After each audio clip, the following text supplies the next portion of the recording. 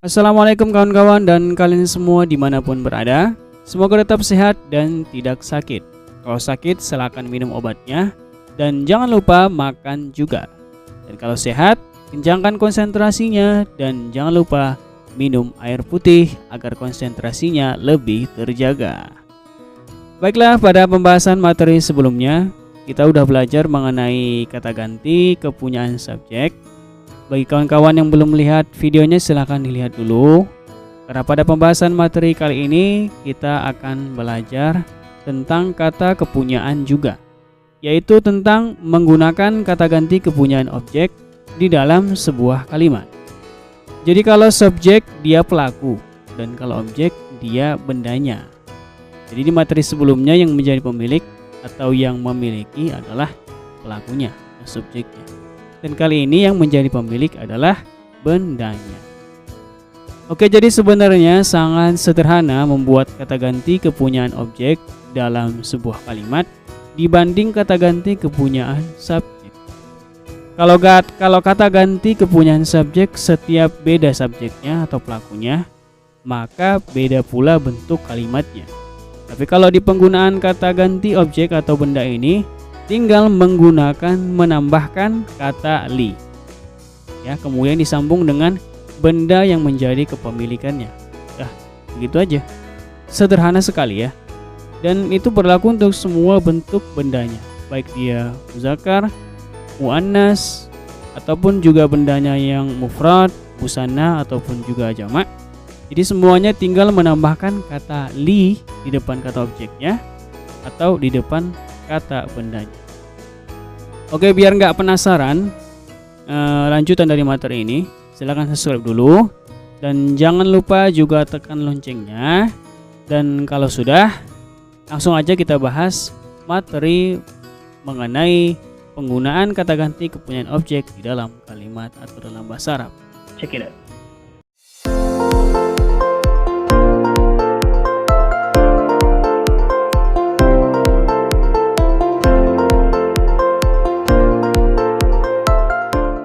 Oke, kita kembali kepada pelajaran mengenai kata ganti kepunyaan objek.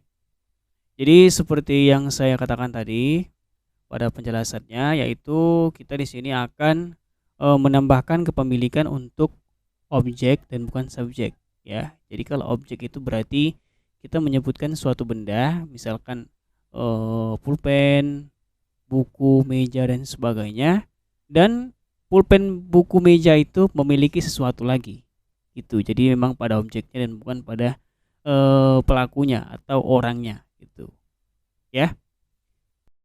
Jadi seperti biasa di sebelah kanan adalah al mufradatnya atau kosakata yang nanti akan kita gunakan dalam contoh dalam sebuah kalimat.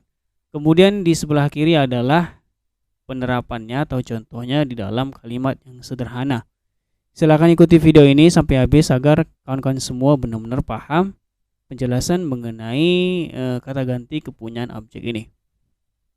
Oke, jadi nomor 1 di sini adalah li, artinya adalah memiliki atau mempunyai. Jadi kata li ini bagaimanapun kalimatnya, bagaimanapun katanya, artinya adalah memiliki ya. Jadi kalau dalam video sebelumnya itu li di sini tambah yang mati, li gitu. Jadi artinya adalah saya memiliki. Li-nya ditambah ka menjadi laka, kamu miliki. Nah gitu. Jadi untuk membuat sebuah benda ataupun pelaku atau subjek itu memiliki, kita menambahkan kata li-nya. Maka di sini li murni artinya adalah memiliki atau mempunyai. Seperti itu. Kemudian nomor 2 kirtosun artinya kertas. Nomor 3 baitun artinya rumah. Nomor 4 nafizatun artinya jendela. Nomor 5 misbahun artinya lampu. Dan nomor 6 miftahun artinya kunci. Jadi ini kata-kata yang akan kita gunakan nanti dalam contoh kalimatnya. Oke, langsung aja kita ke sebelah kiri contoh dalam kalimat. Jadi di nomor 1 ini saya sudah buat ya kira-kira penambahan gitu, potongan-potongan dari kata-katanya kemudian ditambahkan, disatukan gitu. Jadi kira-kira rumusnya itu kata li dulu di awal, kemudian disambung dengan kata bendanya. Nah, jadi kata benda selanjutnya itu memiliki alif lam, ya.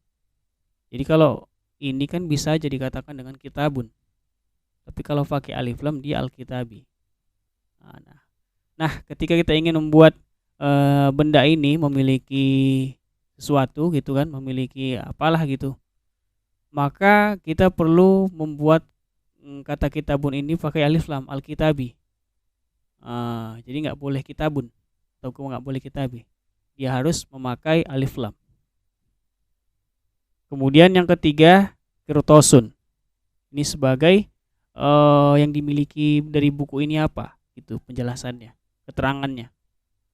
Oke, jadi kalau digabungkan, dia kalimatnya menjadi lil kitabi qirtasun. Nah, artinya adalah buku memiliki kertas. Nah, di sini agak sedikit terbalik ya. Jadi dalam bahasa Arab itu kata memilikinya itu dibuat di awal linya gitu. Lil kitabi qirtasun. Buku memiliki kertas. Nah, jadi lil itu di depan. Gak boleh dia alkitabi li qirtasun. Jadi kalau kita sejajarkan gitu kan, gak kita balik-balik lah. Pastinya kalimatnya kalau dalam bahasa Arab alkitabi li qirtasun, buku memiliki gitu. Alkitabi li qirtasun, buku memiliki kertas. Tapi gak seperti itu. Jadi memilikinya itu di depan. Lil kitabi qirtasun. Ya, seperti itu kira-kira. Sama dengan contoh nomor 2. Lil baiti nafidatun. Rumah memiliki jendela.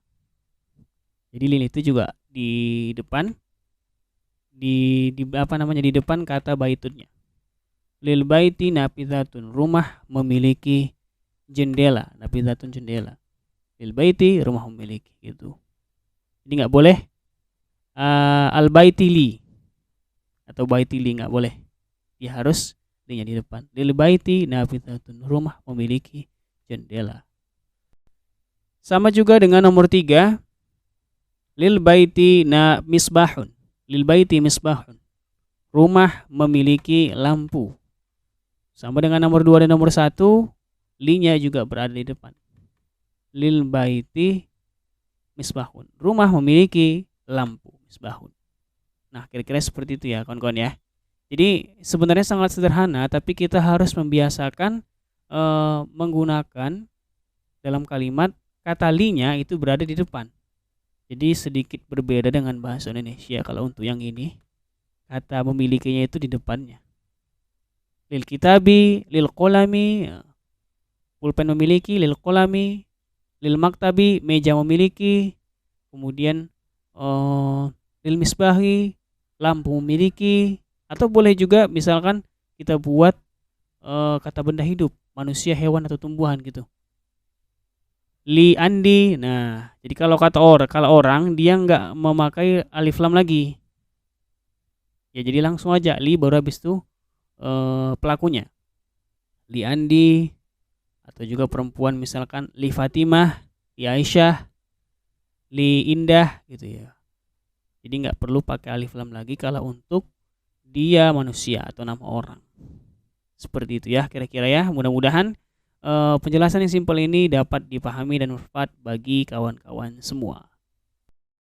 Toib, jadi seperti itu kira-kira penjelasan dan pembahasan mengenai kata ganti kepunyaan untuk subjek ini.